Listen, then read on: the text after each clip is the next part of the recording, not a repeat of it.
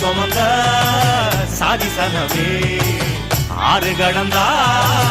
ஊரு வருமே சீர் சுமந்த சாதிசனமே ஆறு கடந்தா ஊரு வருமே மானூத்தும் வந்தாயில மாங்குட்டி ரத்தம்மையில